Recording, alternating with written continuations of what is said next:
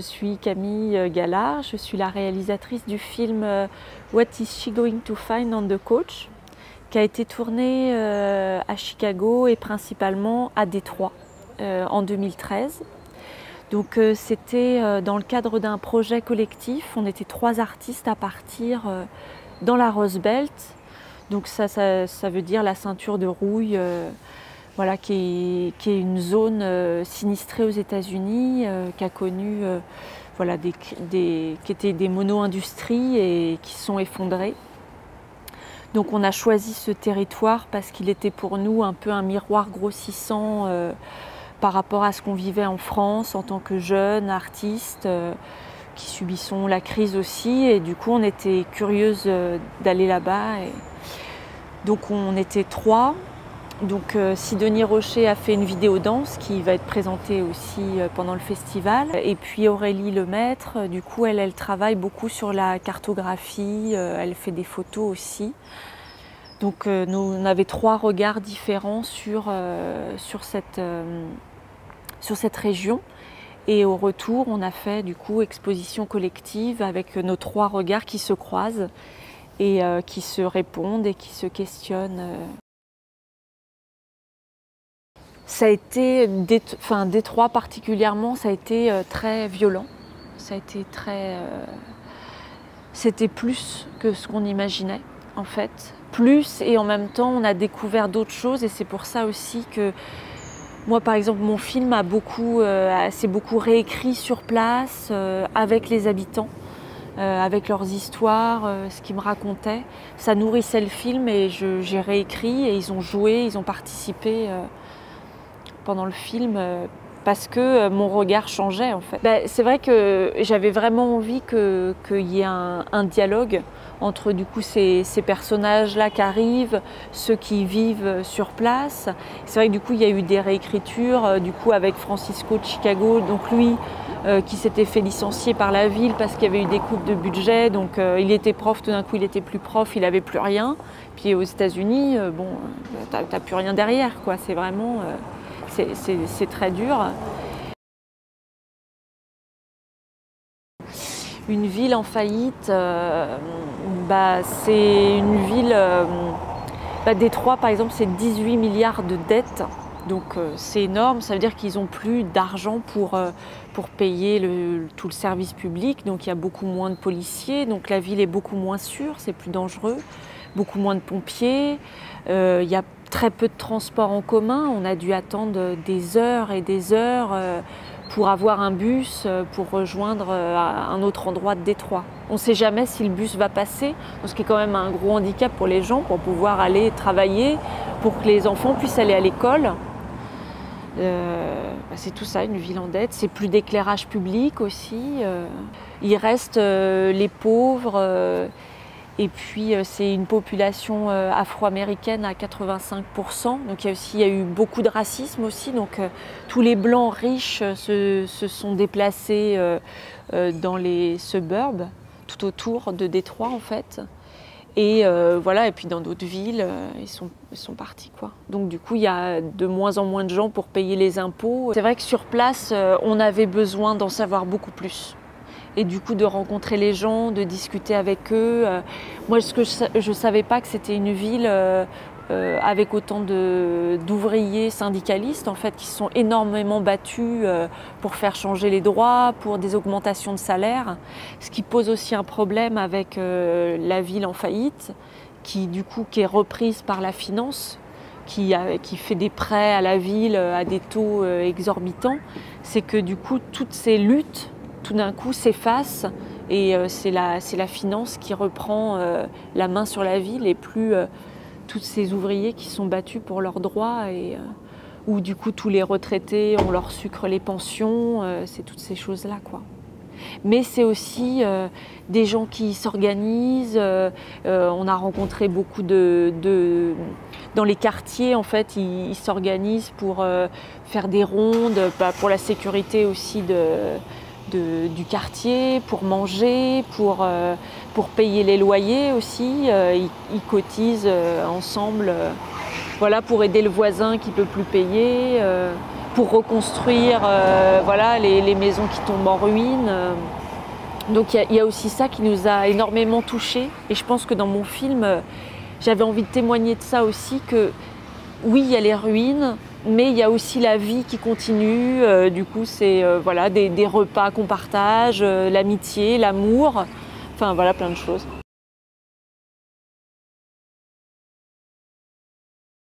Je pense que j'étais finalement très en colère quand j'ai fait le film de cette situation de crise, de ne pas trouver de porte de sortie un peu. Et du coup, je trouvais cette situation, toutes ces situations tellement absurdes.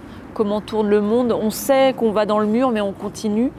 Et du coup, voilà, se dire, tiens, bah, ça va être 2 Françaises qui vont partir à Détroit chercher du travail, c'est complètement absurde et improbable, mais tout autant que le monde, comment il tourne, je trouve ça, c'est aussi absurde finalement que ça.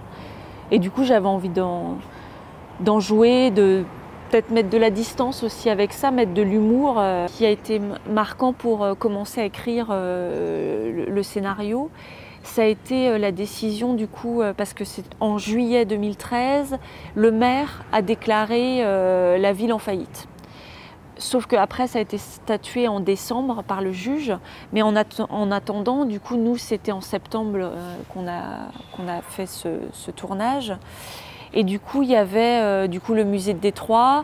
Et du coup, la proposition, c'était on va vendre les œuvres donc, qui appartiennent aux habitants. Ça appartient à tout le monde. Et on va vendre ces œuvres d'art pour rembourser une partie de la dette.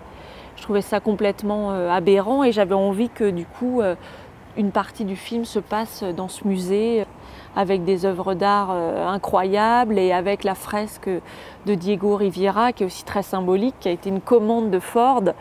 Et bon, il a dépeint le monde du travail, l'industrie. Je pense que Ford n'était pas très content quand il a vu en fait.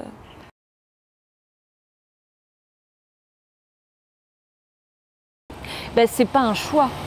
C'est-à-dire que tous ces rassemblements, le fait qu'ils se mettent à cultiver les jardins, c'est aussi parce qu'il n'y a plus de magasins pour acheter des aliments. C'est assez impressionnant. Le centre-ville de Détroit, il n'y a pas de magasin pour faire du shopping. Alors quand on est aux États-Unis, c'est assez impressionnant de pas trouver un magasin pour aller acheter des vêtements, des choses comme ça. C'est très impressionnant. C'est complètement déserté. Il y a juste le stade où il y a du coup là les blancs riches des villes autour qui viennent pour le match. Donc là la ville se remplit, il y a même des bouchons. Ouais, on a rencontré des gens. Vraiment, il y a eu des rencontres très très fortes avec les gens parce que du coup il y a une espèce de soif d'art, de mouvement, de festival. Tout d'un coup, il va y avoir des rollers près de la gare, un DJ. Tout d'un coup, ils reprennent possession de leur ville. Mais c'est à double tranchant. Parce que en même temps, il y a cette espèce d'énergie. Et voilà, en même temps, il manque d'argent pour les hôpitaux, pour les transports. Enfin, on revient à ça, aux écoles.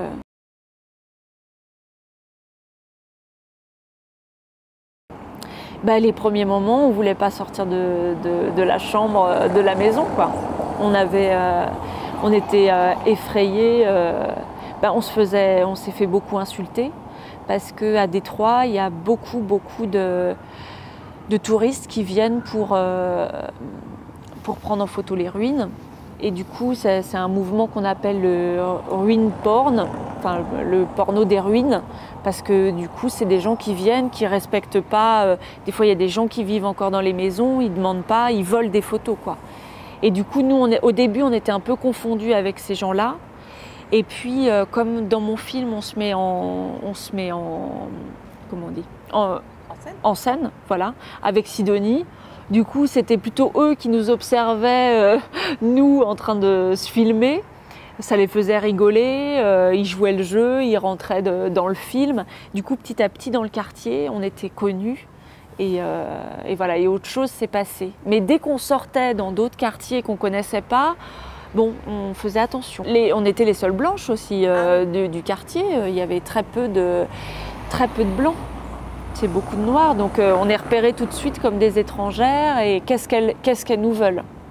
Qu'est-ce qu'elles nous veulent? Bah déjà, les Américains marchent pas du tout, et c'est vrai qu'on se faisait tout le temps alpaguer dans la rue. Mais qu'est-ce que vous faites? Vous êtes perdus. Voilà, il suffisait qu'on ait un appareil photo pour se faire insulter. Après, dans le centre-ville, il y a des endroits où, où les gens sortent, où il y a des bars, des choses où il y a de la soul. Du coup, là, c'est plus tranquille. Mais après, ouais, tous les quartiers autour, c'est vrai que dans une rue, il peut y avoir 10 maisons abandonnées. Donc on ne sait jamais ce qu'il y a dans la maison. Il peut y avoir des dealers, des gens qui squattent. Bon. Et puis il y a aussi beaucoup de corruption. Donc des fois, les policiers, ça peut être plus dangereux finalement que le pauvre bougre dans la rue. Bah oui, parce que du coup, ils taxent les gens. Est-ce qu'on va y faire, est-ce qu'on va y faire des enfants? On n'a pas de travail, il n'y a rien qui nous attend. Et c'est vrai que tous les droits pour lesquels les anciennes générations sont battues, on est en train de les perdre petit à petit, quoi. Et c'est vrai que moi, ce qui m'inquiète quand on prend comme ça, la Grèce, les gens ils s'organisent entre eux, à Détroit, parce qu'il y a plein de mouvements do it yourself qui sont super à Détroit. Il y a des femmes lesbiennes là, qui ont monté toute une association pour réparer les vélos. Donc c'est aussi très symbolique pour pouvoir conduire. En plus, le vélo aussi, ça se développe là-bas, alors que pareil, les Américains, ils ne marchent pas, ils font pas de vélo non plus. C'est la voiture. Et du coup, il y a tout un mouvement comme ça, puis du coup d'apprendre à réparer son vélo seul, de se débrouiller, qui est très bien. Mais c'est vrai que moi, ce qui m'inquiète, c'est de me dire, bon, est-ce que c'est pas un prétexte de se servir de ça pour couper toutes les aides sociales, tous les droits qu'on a acquis, pour dire, bon, bah, hop, vous allez vous débrouiller, du coup, vous allez faire tout seul, alors qu'à Détroit et en Grèce, ils le font parce qu'ils n'ont plus le choix, parce qu'ils sont dans la survie, et qu'il y a des belles choses qui en sortent, citoyennes vraiment très belles, dont sûrement il faut s'inspirer, mais c'est pas un modèle. La ville ne doit pas prendre ça comme modèle, quoi. Ça, enfin, pour moi, je pense que vraiment, il y a eu vraiment plusieurs temps.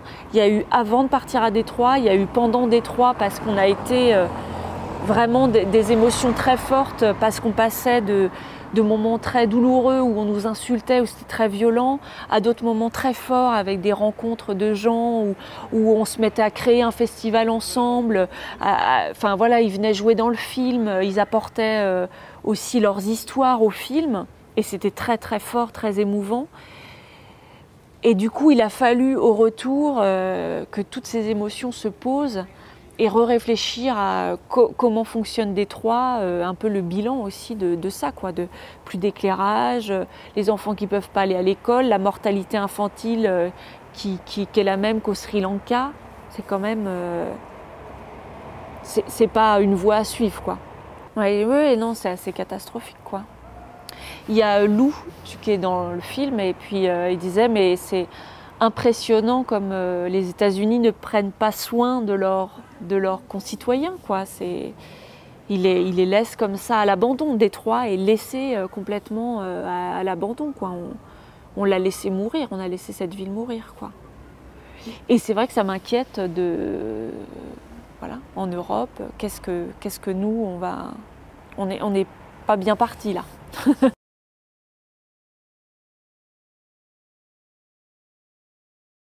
Bah, ça devient un peu politique finalement au bout d'un moment, mais oui, il y a des organisations donc, de jardins partagés de plus en plus. Bon après, ce qu'on disait l'autre fois, c'est qu'il y a un problème, c'est que comme c'était des industries, toutes les terres sont ravagées par le mercure, donc ça veut dire qu'ils font des cultures et qu'ils s'empoisonnent en même temps d'essayer de survivre. Et à Détroit, il y avait quand même quelque chose de tentant. Il y avait quelque chose de voir ces gens s'organiser ensemble. Moi, c'est vrai que ça m'a vraiment chamboulée parce que je te disais de citoyenneté, quoi, de nouvelles questions vraiment de plus, par exemple, de plus agir dans son quartier, de plus s'investir dans le quartier, ne pas être comme ça dans sa petite bulle tout seul, mais du coup un peu s'ouvrir, participer quoi.